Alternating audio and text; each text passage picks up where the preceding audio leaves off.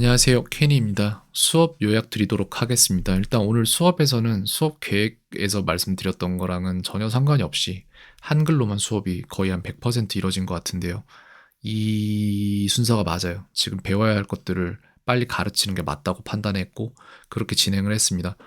전에 말씀하신 부분이 있어요. 아이가 뭐 시제 파악이나 이런 것들 뭔가를 시켰을 때 계속 똑같이 가르치는데 안 된다라고 말씀하셨던 적이 있고, 저 또한 그 부분 인지를 하고 있고 지금 계속해서 모니터링하고 가겠다라고 말씀드렸는데, 그게 이거예요. 의식적으로 사고하지 않고 무의식적으로 사고한다, 이거거든요. 어떤 얘기냐면요, 의식적으로 사고하려면은 비판적인 사고가 필요해요. 그래서 어떠한 답을 말할 때 이거부터 시작하지, 맞춰야겠다 라는 마음이 있어야 되고, 그 마음이 있어야 자기가 답을 냈을 때 이게 맞나?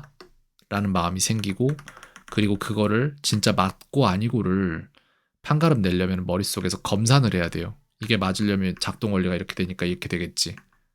전에 이거 했었으니까 이거랑 이렇게 맞추면 그러니까 맞는 것 같아. 요 정도까지 가야 되는데 그게 안 일어나요. 그냥 학생은 무의식적으로 아무 생각 없이, 그러니까 생각을 할 생각을 해야 되는데 생각을 할 생각 자체를 안 하는 거죠. 그래서 무의식적으로 그냥 답이 나와요. 그러니까 학생의 실력에서 이 답이 나오려면 속도가 이렇게 빠를 수가 없는데 속도가 빨라요. 근데 그 와중에 학생은 고민하는 표정을 지어요.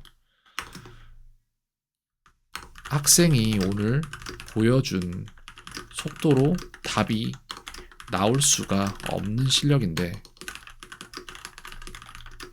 그 속도로, 그런 속도로 답이 나오고 답은 얼토당토 없이 틀리고, 이 와중에 학생은 고민하는 모습을 보임. 이게 아마 오토파일럿.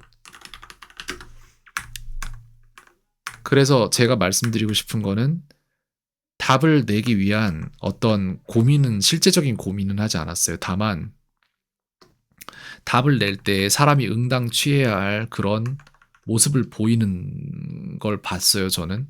그리고 답은 당연하게도 얼토당토 없이 틀려요. 근데 학생은 여기에 대해서 어떤 느낌을 가지고 있냐라고 하면은, 처음에는 약간 계속 까먹는 것 같다라고 얘기했어요. 이거 맞는 소리입니다. 까먹을 거예요. 당연한 거라고 저는 생각을 하고요. 그럼 모르겠어요가 나와야 하는데, 그쵸? 까먹었다면은 그건 비동사입니다 라고 대답을 하면 안 되고 모르겠어요 라고 해야 돼요. 근데 이거 왜 없냐면은, 이게 비판적으로 이게 맞나?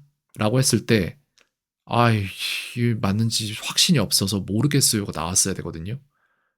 근데 답이 나와버려요. 비동사라고 잘못된 얼토당토하는 답이 나오고, 그래서 정확히 이렇게 말하니까, 정확히 말하면은 헷갈려요 라고 말을 하더라고요.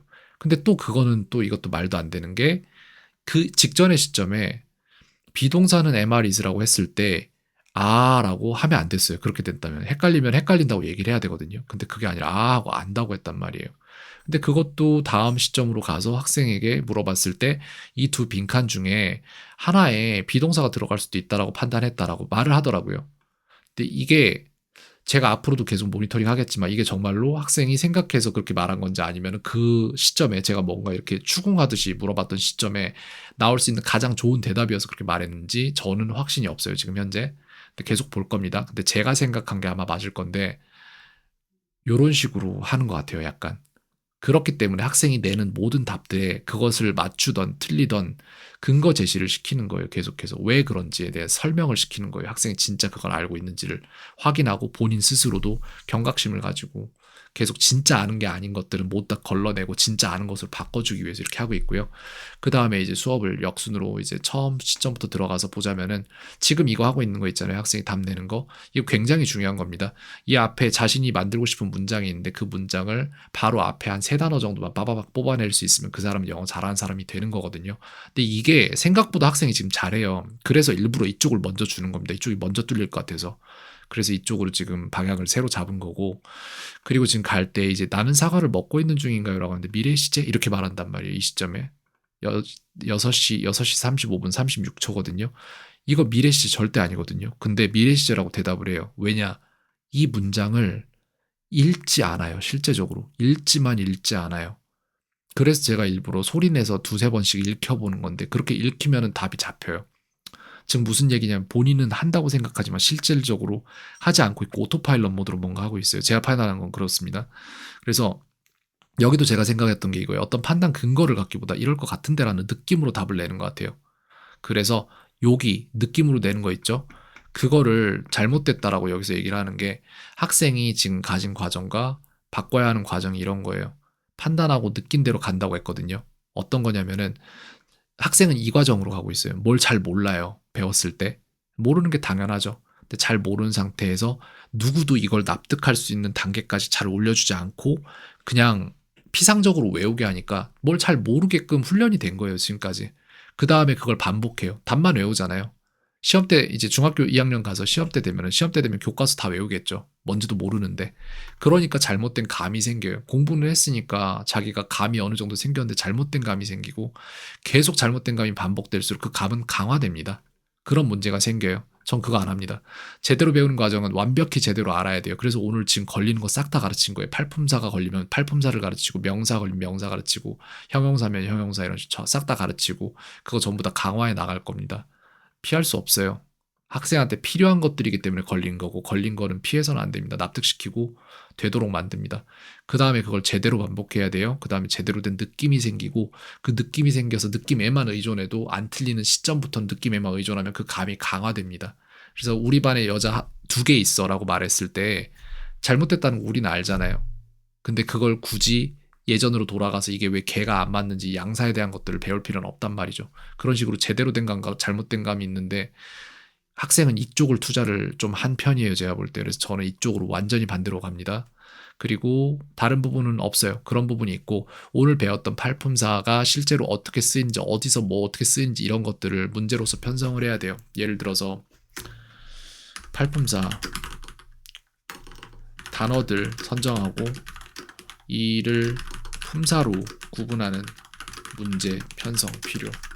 요거 해야 돼요. 그래서 학생이 어떤 단어를 봤을 때 그거를 품사로서 풀어낼 수 있고 품사가 무엇인지에 대한 이해도 높여야 되고 이런 부분들 조금 필요하다고 판단이 됩니다. 그래서 이런 것들을 좀 앞으로 봐줄 것 같고 다음 시간에 이걸 다지면 아마 다음 시간도 한글로 진행될 것 같긴 한데요. 저 입장에선 솔직히 정말 솔직히 말씀드리자면 전 영어로 진행하면 정말 너무 편하거든요. 이런 거 할 필요 없이 그냥 저 하고 싶은 얘기만 하면 되니까. 근데 학생이 지금 이걸 먼저 해서 배우는 방식 자체를 바꿔야 될 것 같아요. 지금 이거를 좀 강화를 시켜줘야 될 것 같아요. 아마 제 과목뿐만 아니라 다른 과목에서도 비슷한 일이 일어나고 있을 수도 있어요. 뭔가를 가르쳤을 때 답이 굉장히 얼토당토하고 엉뚱한 것들이 나올 수 있습니다. 그건 아마도 이거예요. 의식이 자고 있어요. 여기까지 말씀드리겠습니다. 캔이었습니다. 오늘 하루도 평온하세요.